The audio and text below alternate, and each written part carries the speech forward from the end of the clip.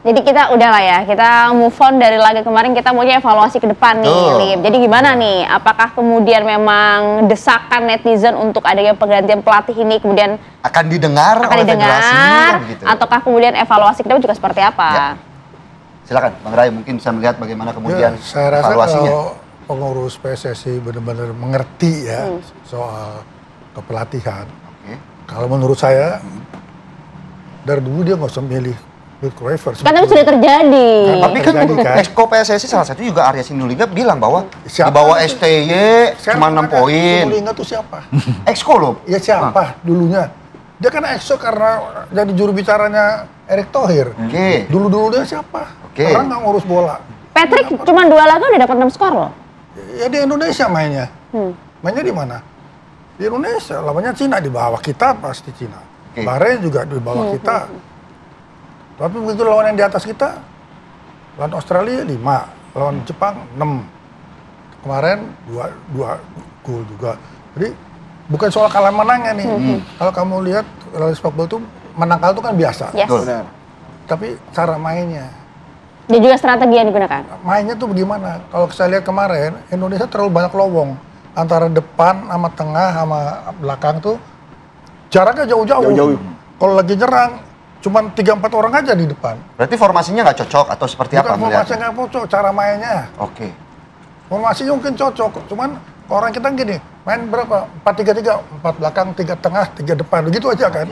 Berdirinya iya. Tapi waktu main kan mesti tahu bagaimana cara mainnya. Nah kemarin kalau saya lihat ini terlalu banyak kosong, jadi di tempat yang kosong itu banyak orang Arab, orang Irak melalui situ tuh. Tapi kalau untuk sekarang urgent nggak sih untuk mengganti pelatih? Bang Ray melihatnya? Kalau menurut saya kalau kita mau membina untuk 4 tahun ke depan, ya sekarang cari pelatih yang benar-benar bisa membina para pemain kita. Sekarang tinggal kita pilih gini maksud saya, naturalisasi itu nggak salah. Tapi kalau di kita yang sekarang ini menurut saya banyak salah. Kenapa? Karena orang-orang keturunan Belanda, orang Indonesia keturunan Belanda yang di Belanda main bola, ditanya mau nggak jadi warga negara Indonesia? Nanti kalau lu jadi warga negara Indonesia, lu jadi pemain nasional. Jadi pemain nasional bukan begitu. Jadi pemain nasional ada kriterianya. Mainnya di mana, klubnya apa, berapa tahun dia main, kualitasnya gimana. Bukan lu jadi warga negara Indonesia, terus lu jadi pemain nasional. Nah itu salahnya kita. Dan pemerintah kita juga salah, main setuju aja semuanya. Memangnya dia kalau pulang ke Belanda, paspornya apa? Saya mau tanya deh. Suruh jawab deh mereka. Pakai paspor mana dia pulang ke Belanda?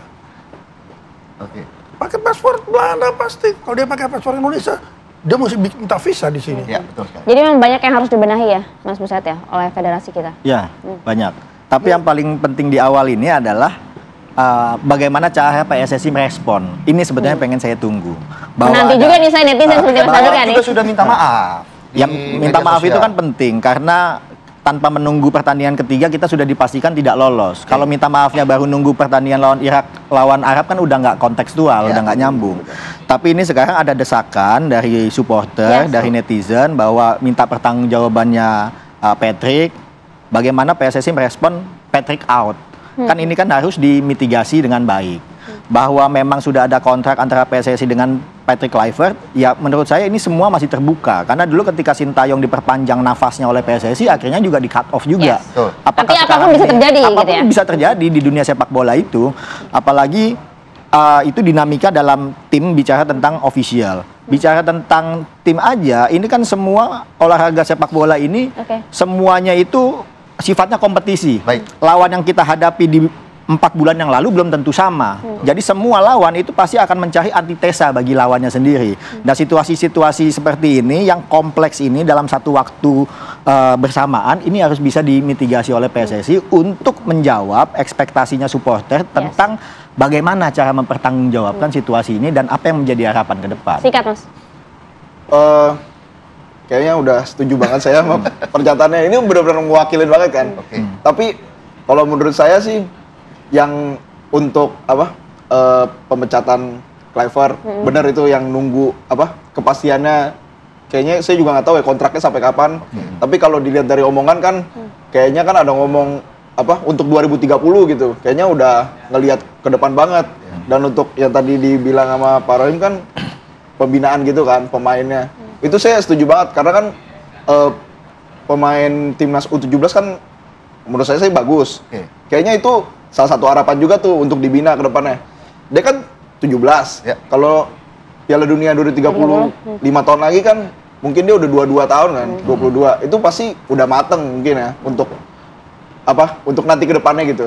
Jadi sekali lagi pelajaran adalah perencanaan untuk target ke depan itu yang kemudian harus betul-betul matang dilakukan ya. Terima kasih banyak. Blueprint. Blueprint. Yang kita bagaimana evaluasi Jepang tahun 2005. Dia bikin blueprint. Tahun 2050, jadi 45 tahun kemudian waktu yang sangat panjang mau World Cup juara. Yang bikinnya udah mati kan. Tapi blueprintnya tetap. Tapi mimpinya yang berjalan kemudian bisa menunjukkan paling itu yang mungkin bisa dicontoh lah ya oleh tanah air. Terima kasih banyak Bung Rohim. Terima kasih Mas Andika. Terima kasih. Mas Andika.